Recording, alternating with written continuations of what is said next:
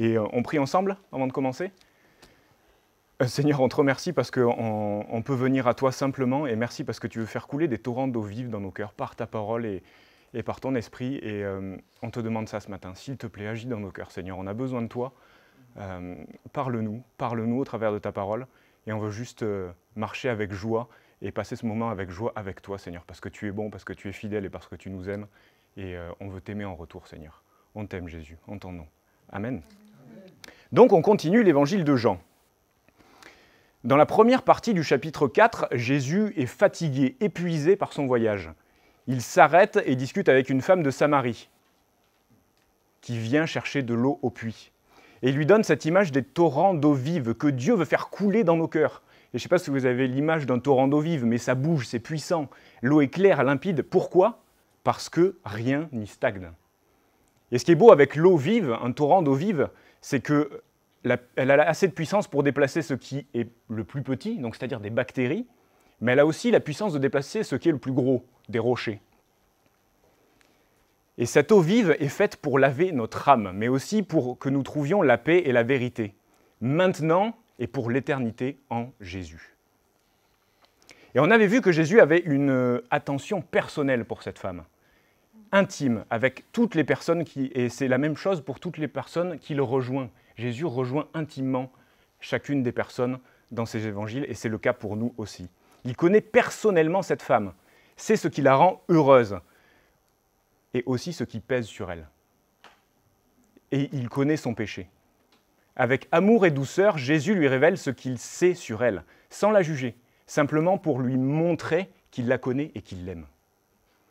Et le texte nous a parlé aussi d'adorer en esprit. Donc adorer en esprit, on avait vu que c'était se préoccuper des réalités spirituelles, pas tellement les lieux, les règles, des représentations ou des choses extérieures, mais prendre soin simplement de sa relation avec Dieu, avec Jésus. Le texte aussi nous parlait d'adorer en vérité, qui signifie se préoccuper de l'ensemble de la parole de Dieu, et en particulier à la lumière de la révélation du Nouveau Testament. Cela signifie également venir à Dieu comme on est, simplement, sans masque, sans apparat. C'était la plus longue introduction, mais il faut le faire. Et on avait terminé avec cette image des champs de Samarie, prêts à être récoltés. Chaque homme et femme a dans le cœur ce vide profond que l'on cherche à combler de toutes sortes, de manières. Si je commence à ne pas faire la fin des phrases, on n'est pas sorti. Donc, on cherche à combler le vide qu'on a dans le cœur de toutes sortes de manières. Et elles sont toutes trompeuses. On se languit tous de ce désir de rencontrer Dieu, souvent en se voilant la face. Et Jésus voyait tous les cœurs de ces hommes et ces femmes en Samarie. Et une fois que la femme samaritaine est entrée dans la ville en criant partout qu'un homme lui avait dit tout ce qu'elle avait fait, et qu'il était peut-être le Christ, qu'il était proche du puits, l'ensemble des hommes de la ville, vêtus de grands turbans blancs, sont sortis de la ville. Et ils sont allés rejoindre Jésus, qui était en hauteur sur un puits. Et pour le rejoindre, ils devaient traverser un grand champ. Et quand Jésus a vu ça, il a dit à ses disciples, « Regardez, le champ est prêt pour la récolte. Les âmes sont là, elles sont prêtes. » Et c'était le message que nous avait donné Jésus la dernière fois au travers de cette partie de l'Évangile. « Ne vous inquiétez pas, le champ est prêt pour la récolte. » Et donc, Jésus est resté 2 jours avec eux. Un Juif avec des Samaritains. Et on avait vu que le contentieux était lourd entre les Juifs et les Samaritains, qu'il y avait beaucoup de haine entre ces 2 peuples. Et les Samaritains lui ont demandé à un Juif de rester 2 jours avec eux. Et Jésus nous montrait qu'il allait au-delà des barrières. Et on continue, enfin, au chapitre 4, verset 43. Après ces 2 jours, Jésus partit de là pour se rendre en Galilée, car il avait témoigné lui-même qu'un prophète n'est pas honoré dans sa propre patrie. Lorsqu'il arriva en Galilée, les Galiléens l'accueillirent parce qu'il avait vu tout ce qu'il avait fait à Jérusalem pendant la fête, car eux aussi étaient allés à la fête. Il retourna donc à Cana, en Galilée, où il avait changé l'eau en vin. Il y avait à Capernaum un officier royal, dont le fils était malade. Il apprit que Jésus était venu de Judée en Galilée, alla vers lui et le pria de descendre et de guérir son fils, qui était près de mourir. Jésus lui dit « Si vous ne voyez des miracles et des prodiges, vous ne croirez donc point. L'officier royal lui dit « Seigneur, descends avant que mon petit enfant ne meure. »« Va, lui dit Jésus, ton fils vit. » Cet homme crut à la parole que Jésus lui avait dite, et il s'en alla. Comme déjà il descendait, ses serviteurs le rencontrèrent et lui dirent que son enfant était en vie. Il s'informa auprès d'eux de l'heure à laquelle il s'était trouvé mieux, et ils lui dirent « Hier, à la 7e heure, la fièvre l'a quitté. » Le père reconnut que c'était à l'heure même où Jésus lui avait dit « Ton fils vit ». Et il crut, lui et toute sa maisonnée. Jésus fit encore ce second miracle après être venu de Judée en Galilée. Donc au verset 44, on voit, versets 43 et 44, pardon, Jésus a déclaré lui-même qu'un prophète n'est pas honoré dans sa propre patrie. Et le mot « honoré », c'est traiter avec beaucoup d'égard, de respect et d'attention quelqu'un. Avoir de la déférence, de la référence envers cette personne. Est-ce que vous savez ce que ça veut dire, la déférence et la référence? Moi, quand j'ai lu la définition, je suis obligé d'ouvrir le Larousse parce que je ne sais pas. La déférence, c'est de considérer respectueusement quelqu'un, au point de se conformer, de céder et de se soumettre à sa volonté. De se soumettre à sa volonté. Et la révérence, c'est un mouvement, une action qui manifeste un profond respect vis-à-vis de celui à qui elle est adressée. Donc la déférence et la révérence sont des actions provenant d'une attitude de cœur respectueuse envers quelqu'un. Une attitude de cœur qui se manifeste par une action d'attention respectueuse, car on reconnaît que quelqu'un mérite une attention, un respect particulier. Soit pour ce qu'il a accompli, pour une qualité, ce qu'il est, ou tout ça. Mais cet honneur est une reconnaissance de ce qui est déjà présent. Il appartient à quelqu'un. Une personne qui honore une autre personne n'est pas juge. Elle n'est pas juge. Elle ne fait que lui rendre ce qui lui appartient, en manifestant du respect. Et s'il y a bien quelque chose qu'on peut retenir ce matin, c'est que l'honneur appartient à celui qui le reçoit. Et quand on vient devant Dieu pour l'honorer, on ne fait que reconnaître qu'il est Dieu, qu'il est saint et qu'il est qui il est. Et Jésus nous parle des prophètes. Et dans le livre des Hébreux, au chapitre 1, versets 1 et 2, je vous le lis. « À bien des reprises et de bien des manières, Dieu a parlé autrefois par les prophètes. Et maintenant, dans ces jours qui sont les derniers, c'est par son Fils qu'il nous a parlé. Il a fait de lui l'héritier de toutes choses, et c'est aussi par lui qu'il a créé l'univers. » Ce verset nous montre bien quel est le rôle du prophète. Dieu a parlé par les prophètes. Et un prophète n'est autre qu'une personne qui, poussée par le Saint-Esprit, déclare aux hommes ce qu'il a reçu par inspiration de Dieu. Un prophète porte le message que Dieu veut faire passer aux hommes. Est-ce que vous savez que Dieu utilise toujours des hommes pour parler au monde? Est-ce que vous savez que Dieu utilise toujours des hommes pour parler au monde? Pour nous parler, et que c'est un cadeau que Dieu nous fait. C'est réellement un cadeau. Si Dieu nous parle, qui ne veut pas écouter? C'est vraiment une question à se poser. Et Jésus nous dit ici qu'un homme utilisé par Dieu pour parler au monde ne trouvera aucune considération dans sa propre famille. Il ne sera pas reconnu pour ce que Dieu a fait de lui, un messager envoyé et utilisé par Dieu. Et en y réfléchissant, c'est plutôt triste.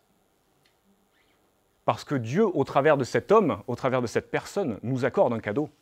Et on est d'accord que ce n'est pas toujours agréable d'entendre ce que Dieu a à nous dire.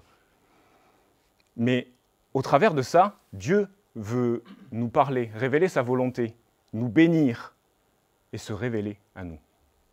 Mais Jésus l'annonce. Alors c'est vrai, un prophète ne trouvera aucune considération, aucune marque de respect dans sa propre famille. Aucun honneur ne lui sera rendu, mais ça va au-delà de ça. Jésus aussi veut nous dire qu'aucun honneur ne sera rendu à Dieu pour ça. Et c'est là où c'est encore plus triste, qui révèle le cœur de l'homme et notre opposition vis-à-vis de Dieu. Et c'est vrai que si on regarde la vie des prophètes dans l'Ancien Testament, ils sont tous persécutés, méprisés, rejetés, même haïs. Mais pourquoi? Pas parce qu'ils sont eux, mais parce que Dieu parle au travers d'eux. Mais ils ne sont jamais seuls, jamais abandonnés. Dieu est toujours là, avec eux, présent. Les soutient, les garde, parce que Dieu est bon et fidèle. Et la bonne nouvelle, c'est qu'on n'a pas besoin d'être un prophète pour que Dieu soit bon et fidèle et pour que Dieu nous protège, nous garde et nous soutienne. Il le fait parce qu'il nous aime tous. Verset 45 nous dit « Lorsqu'il arriva en Galilée, il fut bien reçu des Galiléens, qui avaient vu tout ce qu'il avait fait à Jérusalem pendant la fête, car eux aussi étaient allés à la fête. Il retourna donc à Cana en Galilée, où il avait changé l'eau en vin. » Capernaum, c'est une ville florissante située sur la côte ouest de la mer de Galilée, proche de l'endroit où le Jourdain se jette dans cette mer intérieure. Et Jésus retourne à Cana, où il a accompli son premier miracle public, changer l'eau en vin. Et par cet acte, on avait vu qu'il avait révélé la gloire de Dieu. Et c'est cette révélation, cette manifestation de la puissance de Dieu qui avait amené les gens à croire en lui.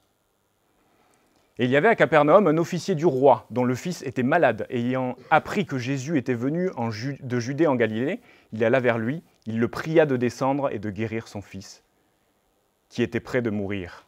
Jésus lui dit, « Si vous ne voyez des miracles et des prodiges, vous ne croirez point. »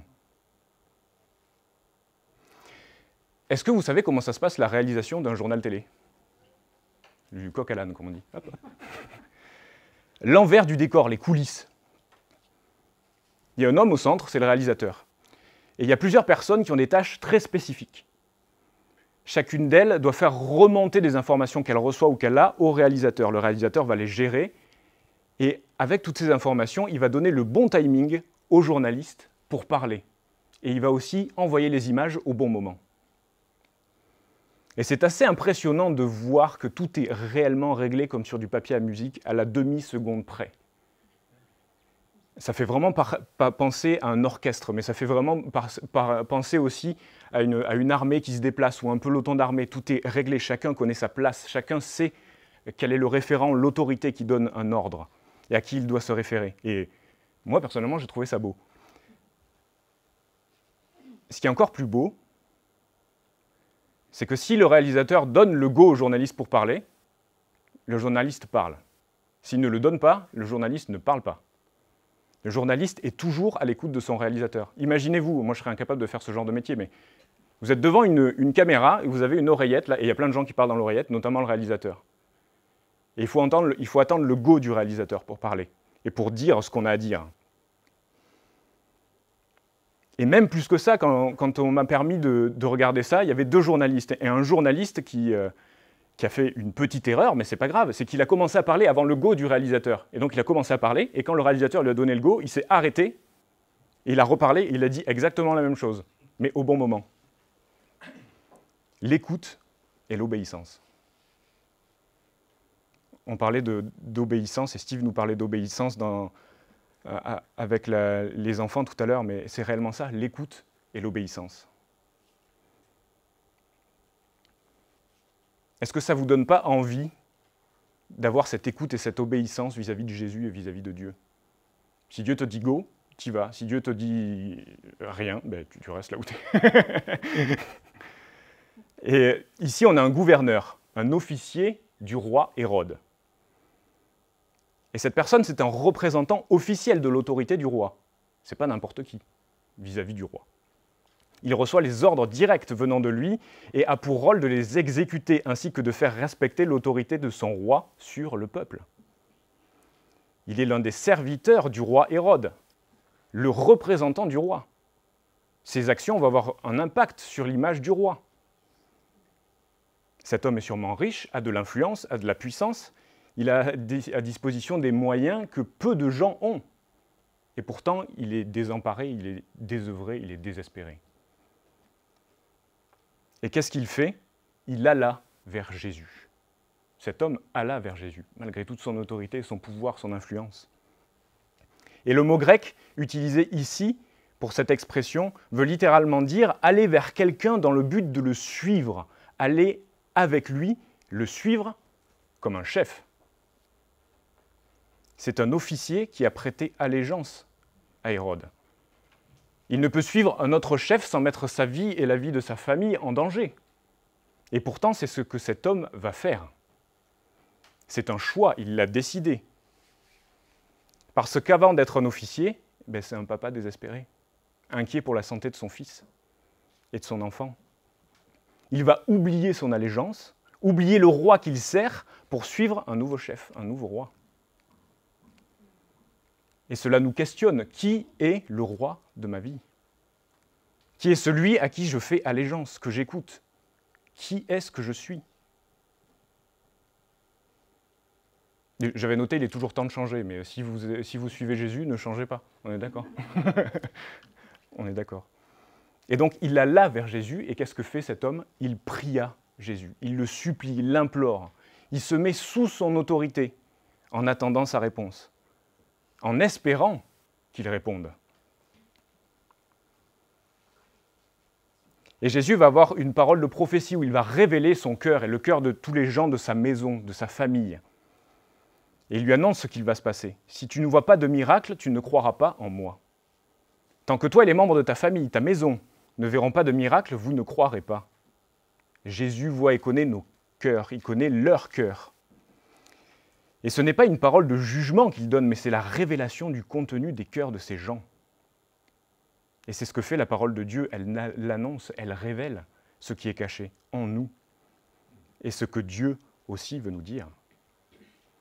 Et c'est ce qui nous pose problème, enfin en tout cas à moi. Je suis souvent d'accord pour que le cœur des autres soit révélé, mais quand c'est le mien, c'est pas pareil. T'es sûr? T'es sûr, Seigneur, que c'est moi ça? Ok, d'accord. Mais quand Jésus nous parle, c'est du sérieux. Ce n'est pas des paroles en l'air. Il le fait avec amour, avec bonté, mais c'est du sérieux. Il veut nous dire quelque chose, parce que c'est important. Et Jésus nous aime, il est bon. Et il ne fait pas cela pour nous humilier ou nous rabaisser, ou nous blesser. C'est simplement une main tendue qu'il nous offre.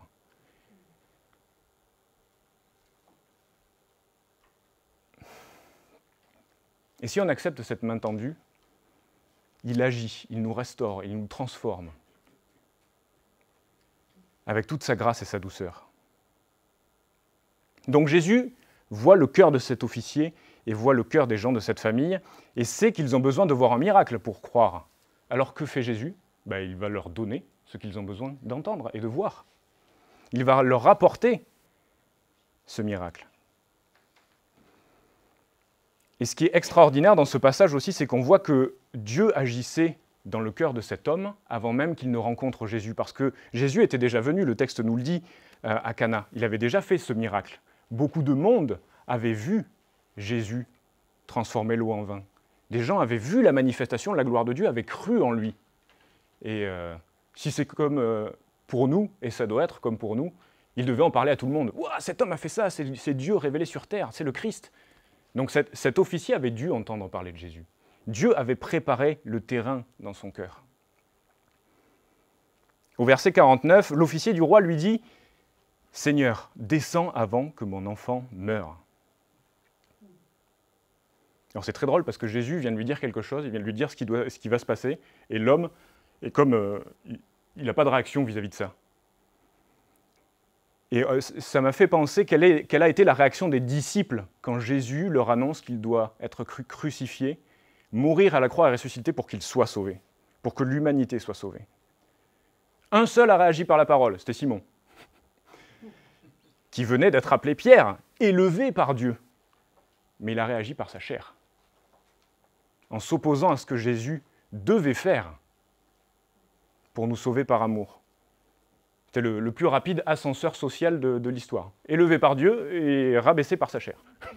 En quelques secondes. Hop. Mais les autres aussi ont réagi.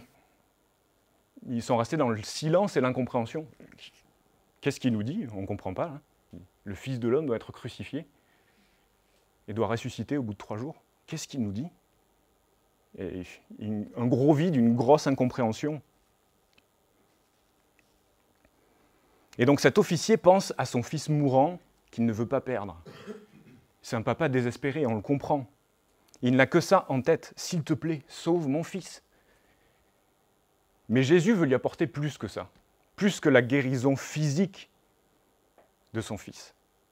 Il veut sauver son âme, et l'âme de son fils, et l'âme de sa femme, et l'âme de tous les gens de sa maison. Et encore, il y a beaucoup de questions ce matin. Quelle est notre réaction quand Jésus nous parle? L'orgueil comme Pierre? Non, non, écoute Seigneur, tu vas pas faire ça, hein, parce que je pense que c'est pas bien. Le mutisme, l'incompréhension, comme les autres disciples? Je sais que ça c'est plutôt ma réaction. Qu'est-ce qui se passe? Ou une réaction de foi et d'obéissance, comme va avoir cet officier. Et on se le rappelle, et c'est ce que nous dit Dieu dans sa parole, seule la foi que l'on place en Dieu compte. Pas nos œuvres, pas nos actions, seule notre foi. Bien avant notre compréhension, notre perception de la réalité. Pour Dieu, seule la foi que l'on place en lui compte. Ésaïe 55, 8, 9 nous dit « Mes pensées ne sont pas vos pensées, mes voix ne sont pas vos voix. Autant les cieux sont élevés au-dessus de la terre, autant mes voix sont élevées au-dessus de vos voix. Et mes pensées au-dessus de vos pensées. » Et la foi, c'est l'endroit où l'on place son espérance. Et Jésus, il répond à la foi.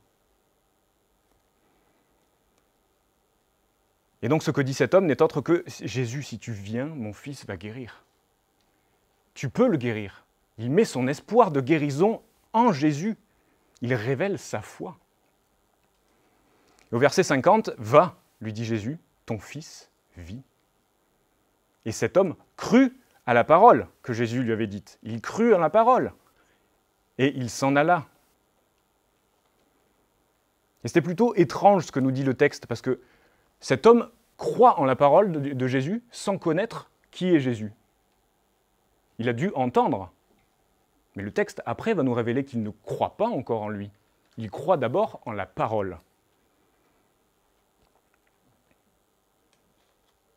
Et on peut croire en la parole que nous dit Jésus avec foi sans croire en qui il est encore. Et c'est la première étape avant de croire en Jésus. Recevoir sa parole. La croire, s'y accrocher. Puis se rendre compte à quel point elle est bonne, remplie de douceur, de stabilité, de vie, de bonté, et qu'elle est vraie. Est-ce que vous avez déjà eu ce sentiment de « Waouh, Seigneur, ta parole est vraie !» C'est vrai ce que tu nous dis. Moi, je sais que la première fois que je suis allé à l'église, et Steve peut en témoigner, j'étais tellement confus devant ce que j'entendais, parce que j'étais à la fois... Je savais que c'était vrai et que ça me faisait du bien, mais je ne comprenais pas. Je me disais « Waouh, mais c'est vrai ! Mais qu'est-ce que c'est ?» Que je suis presque parti en courant de l'église. Quand mon pasteur m'a dit « Est-ce que vous voulez venir manger à la maison ?» Non, je suis parti. Mais c'était ma réaction vis-à-vis de Dieu, vis-à-vis de sa parole. Une réaction d'incompréhension et d'incrédulité. Et cet officier réagit avec foi. L'homme va croire en la parole que Jésus a dite. Il a placé sa foi en lui, il choisit de croire que Jésus a soigné son fils à distance. La guérison Bluetooth. Il a soigné son fils, mais il n'a même pas besoin d'être là. Jésus n'a même pas besoin d'être à côté de cet enfant malade pour le soigner. Et ce qui est vraiment rigolo, c'est que cet homme retourne vers sa famille, et d'après ce que nous rapportent d'autres commentaires, il aurait pu rentrer beaucoup plus vite qu'il n'est entré. Et la raison, parce qu'il a cru que son fils était guéri. Le texte nous dit qu'il a cru en la parole de Dieu, simplement. Ayant cru en la parole de Jésus, il a reçu selon sa foi. Et l'un des fruits de l'obéissance à la parole de Dieu, c'est la paix. Cet homme était en paix, il savait que son fils était guéri, il n'avait pas besoin de rentrer en courant et de dire « Waouh, est-ce que mon fils est guéri ?» J'imite très bien l'homme qui... Ça se voit que j'ai pas d'enfant. Donc cet homme était paisible, en paix. Il savait que son fils était déjà guéri. On continue au verset 51. « Comme il descendait déjà, ses serviteurs venant à sa rencontre lui apportèrent cette nouvelle. « Ton fils vit !» Il leur demanda à quelle heure il s'était trouvé mieux. Et ils lui dirent, hier à la 7e heure, la fièvre l'a quitté. Le père reconnut que c'était à cette heure-là que Jésus lui avait dit, ton fils vit. Et c'est à ce moment-là qu'il crut, lui et toute sa maison. Donc les serviteurs courent avec joie, remplis de joie pour annoncer la guérison de leur fils à leur maître. Jésus a fait un miracle. Et d'après le témoignage des serviteurs, l'officier reconnaît que c'est au moment où Jésus a parlé que son fils a été guéri. Ça ne vient que confirmer ce en quoi l'homme a cru. La parole de Jésus est vraie. J'y ai cru de tout mon cœur et ce qu'il a dit est arrivé. Alors cet officier a cru en lui. Mais plus que ça, et c'est ce que Jésus voulait pour lui et toute sa famille, c'est que toute sa maison, et à l'époque romaine, c'était ses enfants, sa femme, malheureusement souvent plusieurs femmes, mais aussi tous les employés, les servants, les esclaves, tous les membres de la famille, les cousins, les cousines, plusieurs dizaines de personnes ont cru en Jésus. Donc Jésus a fait plus que guérir un enfant malade, il a sauvé tous ces gens.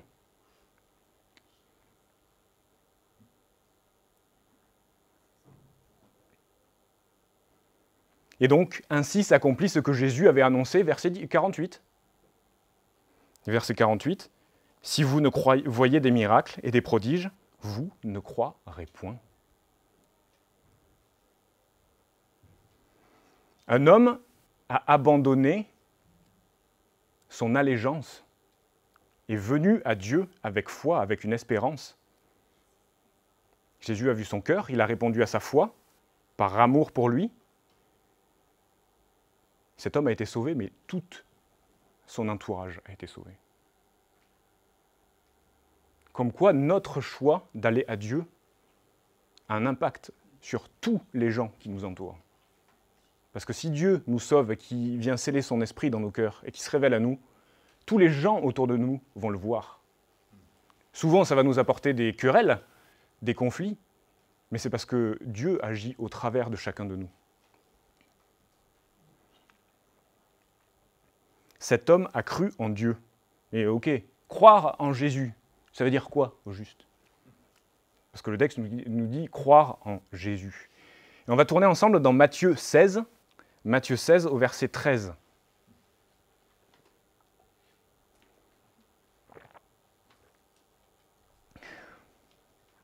C'est bon, l'eau, quand même.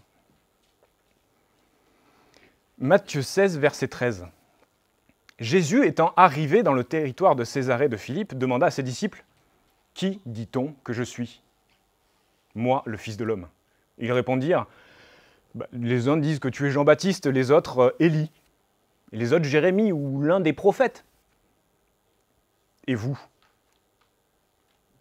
Qui dites-vous que je suis? » Simon-Pierre répondit, « Tu es le Christ, le Fils du Dieu vivant. » Jésus a guéri, mais il est plus qu'un guérisseur. Il prophétise, mais il est plus qu'un prophète. Jésus annonce l'arrivée du royaume de Dieu, mais il est plus qu'un messager. Il est le Christ, le Fils du Dieu vivant.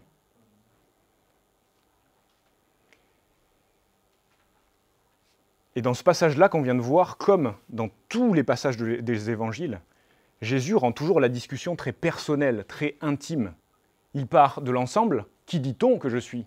Et après, qui dis-tu que je suis? Toi, personnellement. Une légende, un simple prophète? Un fou, un homme de bien? Ou le Fils de Dieu?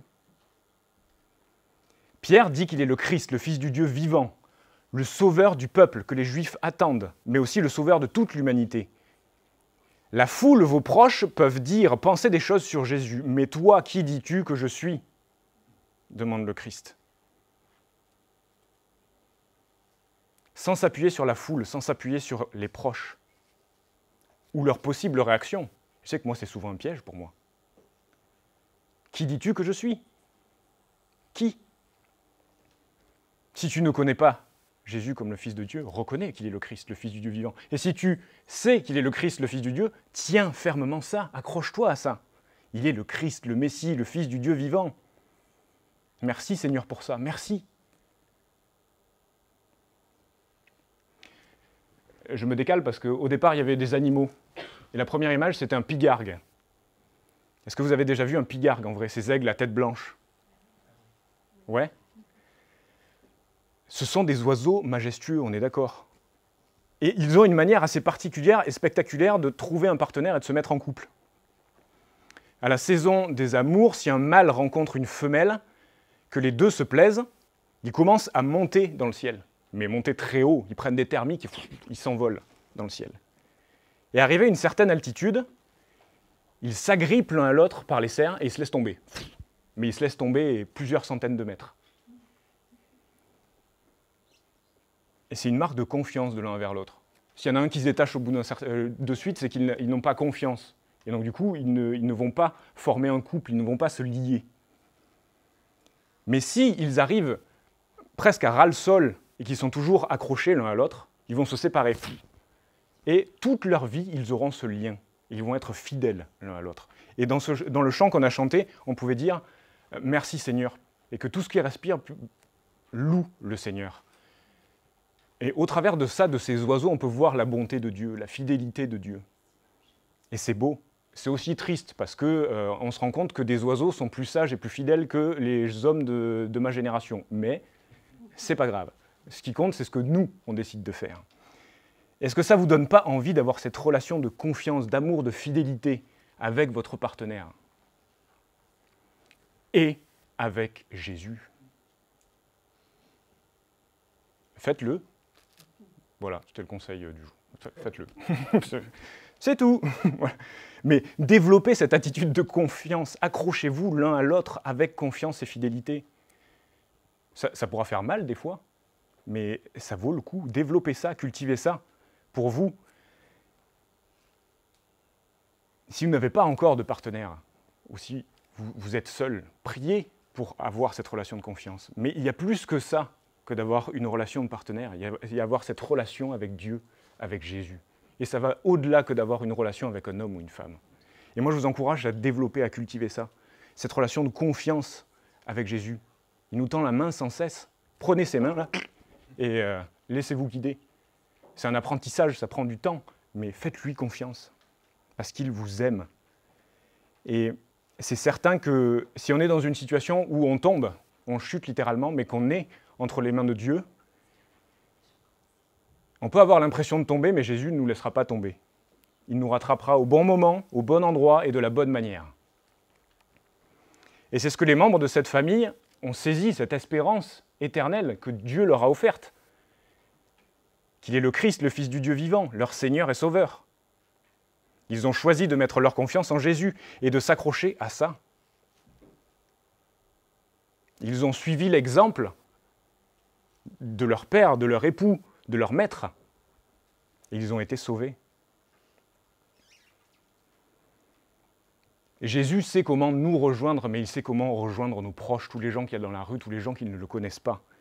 Et si c'est une inquiétude pour vous, soyez rassurés, parce que Jésus est venu nous rejoindre personnellement, d'une certaine manière, et il va les rejoindre personnellement, d'une certaine manière, avec sa grâce, avec son amour, avec sa douceur et sa patience.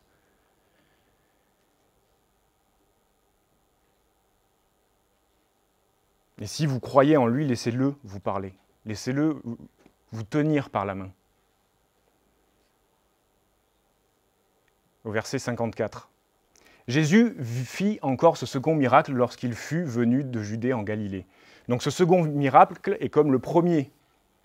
Il révèle la gloire de Dieu à ceux qui étaient présents. Et c'est la manifestation de la gloire de Dieu en Jésus qui amène les personnes à croire qu'il est le Fils de Dieu. Et on continue au chapitre 5.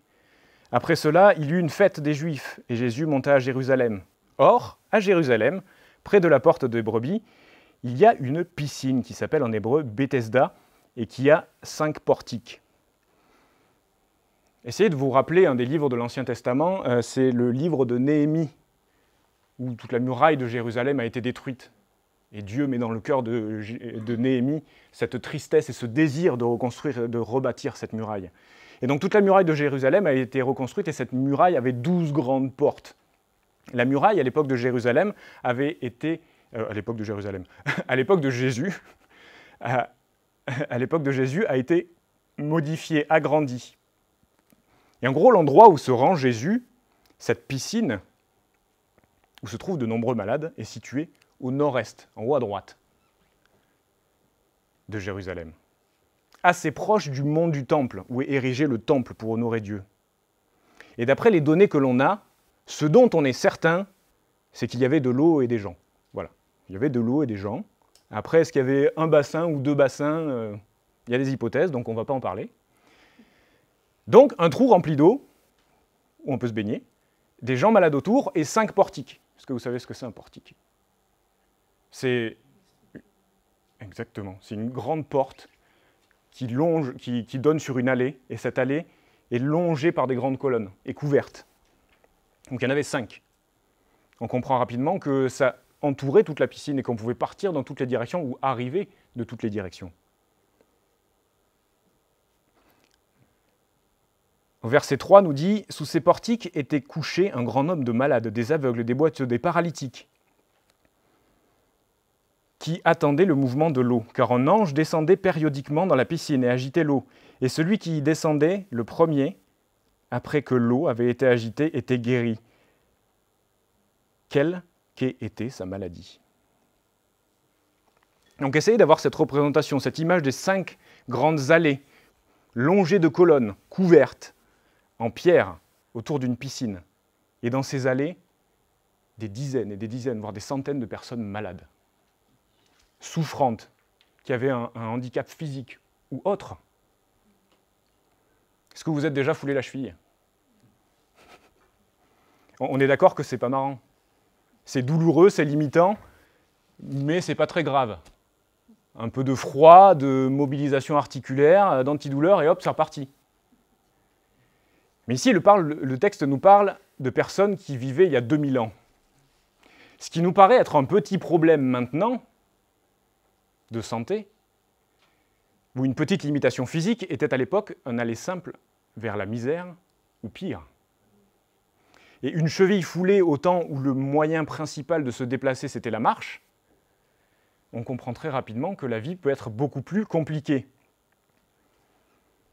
Et donc beaucoup de gens venaient attendre dans la détresse et l'angoisse, mais aussi avec espoir, le moyen d'être guéri. Pourquoi l'espoir? Parce que tout le monde voyait que quand l'eau bougeait et que la première personne qui y rentrait en sortait, elle était guérie, quelle que soit sa maladie. Le verset 5 nous dit « Là se trouvait un homme malade depuis 38 ans. Jésus le vit couché, et sachant qu'il était déjà là depuis longtemps, lui dit « Veux-tu retrouver la santé ?» Le malade lui répondit « Seigneur, je n'ai personne pour me jeter dans la piscine quand l'eau est agitée.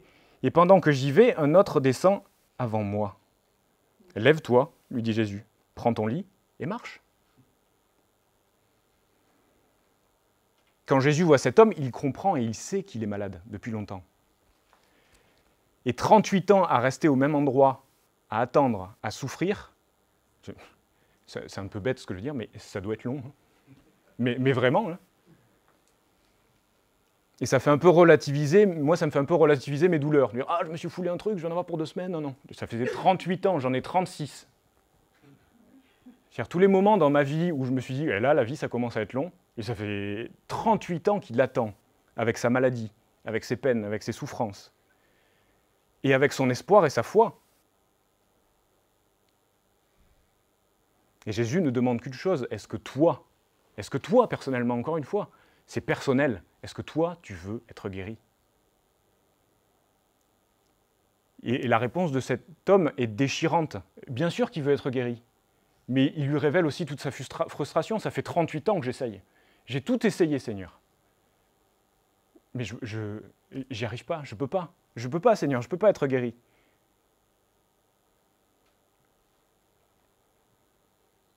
Et donc, il crie son désarroi à Jésus, sa souffrance, mais il montre aussi sa foi. Que quelque chose de surnaturel peut arriver pour le guérir. Et Jésus, comme pour l'officier, il répond à sa foi. Il dit « Ok, ben, lève-toi et marche ».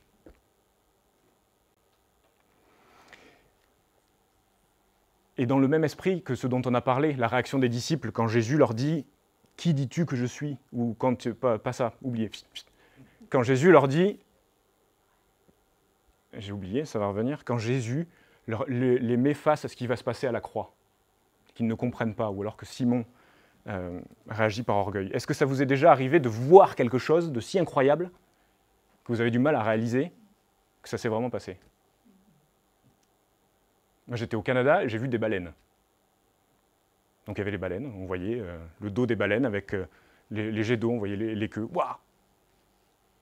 Et puis tout d'un coup, au loin, il y a 2 baleines qui sont mises à sauter hors de l'eau. Et c'est incroyable, c'est extraordinaire. Et j'ai encore l'image en tête, je vois la baleine, comme ça, bon, plus jolie c'était une baleine, mais je vois la baleine, je vois les stries sous la baleine, je vois les couleurs de la baleine. Et mon cerveau n'est pas encore capable de comprendre ce qui se passe. J'ai l'image, je vois le bateau jaune qui était devant notre bateau, la situation, j'ai l'image en tête. Mais ma tête me dit, non, non, c'est pas possible. Il y a un gros poisson de plusieurs centaines de tonnes qui était au-dessus de l'eau. Une baleine qui vole, en gros. Pas tout à fait, mais... Et mon cerveau me dit, non, non, c'est pas possible. Non, non, non. J'ai dit, mais arrête. On était 30, on l'a tous vu. Il y en a qui ont pris des photos. C'était réel. Et mon cerveau me dit, non, non, non, c'est pas possible. Non, non, non. Non, non. Non, non, non. Et aujourd'hui, maintenant, même quand je vous en parle, je réalise pas ce qui s'est passé. Je ne réalise toujours pas. Jésus dit à cet homme, « Ok, lève-toi, marche. » Il ne lui dit même pas, « T'es guéri. Hein. » Est-ce que tu veux être guéri? Oui. Mais il n'y a personne pour m'aider. Ok, mais je vais t'aider. Lève-toi et marche. Et que fait cet homme malade? Est-ce qu'il répond par orgueil comme Simon a répondu par orgueil? Est-ce qu'il répond comme moi par son esprit? Oui, ben non, je ne comprends pas ce que tu veux me dire. Là, je ne peux pas marcher, Seigneur, parce que je suis malade depuis 38 ans. Qu'est-ce que tu me racontes? Ou est-ce qu'il répond par la foi? Il reçoit ce que Jésus lui dit et il y croit. On en revient à ce qu'on voyait au début, l'écoute et l'obéissance. Il essaie de se lever, se lève, voit qu'il est guéri, il prend son lit, il s'en va, sûrement rempli de joie. Mais il a cru en la parole de Jésus, comme l'officier a cru en la parole de Jésus, sans même savoir qui il est. Et ça lui a été rendu pour justice. Mais on est d'accord que Jésus veut plus que ça. Il ne voulait pas simplement le guérir physiquement.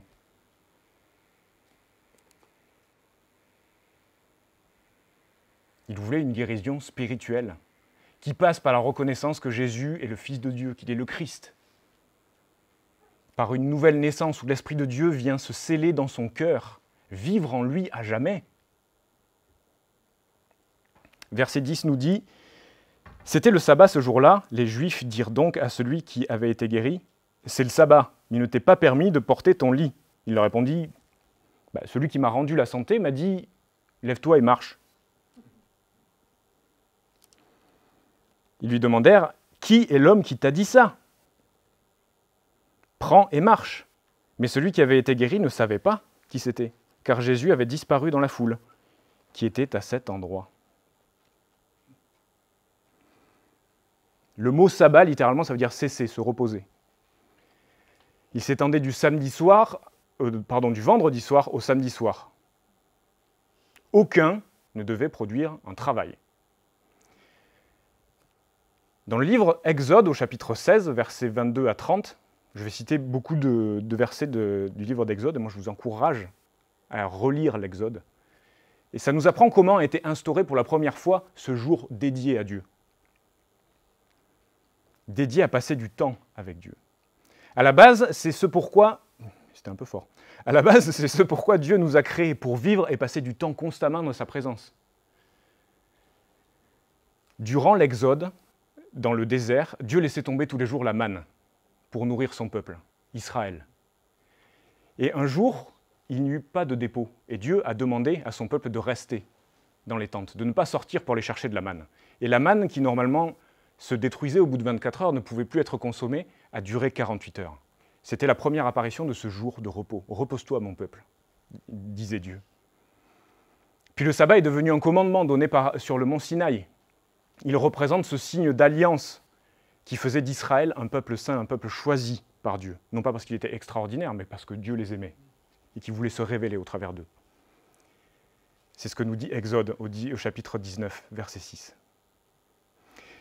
Et ce temps saint répond à la vocation du peuple d'Israël, choisi par Dieu, protégé, instruit, guidé par lui, fait pour le louer, le servir et suivre le Dieu d'Abraham, d'Isaac et de Jacob. Donc transgresser ce commandement équivalait à refuser la vocation d'Israël et son alliance avec Dieu. C'était refuser de faire partie du peuple juif, c'était s'opposer à Dieu, à ce qui avait été révélé au travers de Moïse. Ne pas le respecter était donc passible de la peine de mort. C'était du sérieux, là. Et pour en revenir au texte, un homme qui attendait d'être guéri depuis 38 ans se retrouve guéri par la grâce de Dieu. Et il se retrouve face à ces juifs, à ces responsables religieux aussi, qui lui disent « Fais attention, tu es en train de faire quelque chose. Et est-ce que tu t'opposes au fait que nous soyons juifs, à notre alliance avec Dieu ?» Ça aurait pu lui coûter la vie, ça aurait été dommage. Après avoir attendu 38 ans, être guéri au bout d'une minute et demie, voilà, ça aurait été dommage. Mais l'homme répond simplement. L'homme qui m'a guéri m'a dit « Lève-toi et marche ». Je l'ai écouté, j'ai pris mon lit et j'ai marché. L'écoute et l'obéissance.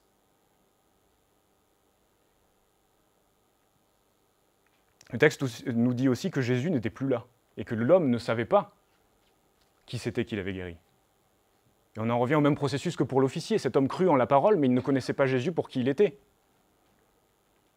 Et on comprend aussi l'utilité des 5 portiques. C'était très facile d'entrer, très facile de sortir. Et Jésus a pu rapidement partir pour ne pas être confronté à ces gens. Parce que ce n'était pas encore le moment choisi. Verset 14 nous dit, et on va terminer là-dessus, ensuite, Jésus le trouva dans le temple et lui dit « Voici, tu as été guéri. Ne pêche plus, de peur qu'il ne t'arrive quelque chose de pire. » Cet homme s'en alla et annonça aux Juifs que c'était Jésus qui l'avait guéri. C'est pourquoi les Juifs poursuivaient Jésus, parce qu'il faisait ces choses le jour du sabbat. Et ici, il y a plus de finesse qu'il n'y paraît. Jésus ne dit pas que c'est parce que cet homme a péché contre Dieu qu'il était malade. D'accord ? Ce n'est pas son attitude qui a généré cette maladie. Il lui dit « Ne pêche plus, ne reste plus éloigné de Dieu. Ne t'éloigne plus, ne t'en éloigne plus. Tu as expérimenté la gloire et la grâce de Dieu dans ta vie. Et ta vie a changé. Ta vie a changé grâce à moi, dit Jésus. Loue le Seigneur, donne-lui ta vie et reste-lui fidèle. Maintenant, reste fidèle à Dieu, qui est bon. Accroche-toi à ses mains, comme les aigles s'accrochent l'un à l'autre, pour se montrer leur confiance. Accroche-toi, reste accroché. Il est là et il te soutiendra. C'est ce que nous dit Dieu. On prie ensemble ? Merci Éternel parce que tu es Dieu et tu as envoyé ton Fils pour nous sauver. Merci Jésus parce que tu es le Christ, le Fils du Dieu vivant. Et tu es mort pour nous, tu es ressuscité pour nous et tu as été élevé. Et tu es à la droite du Père, Seigneur. Et merci pour ça. Et merci Saint-Esprit parce que tu es Dieu et tu vis dans nos cœurs. Et on te remercie pour ta parole parce qu'elle est belle, elle nous fait du bien, elle nous encourage et on te prie vraiment que tu puisses fortifier notre amour pour toi, nous aider à te faire confiance. Et on veut mettre notre confiance ce matin en toi, Seigneur. Juste notre confiance en toi. On t'aime, Jésus. On t'aime de tout notre cœur. Amen. Amen.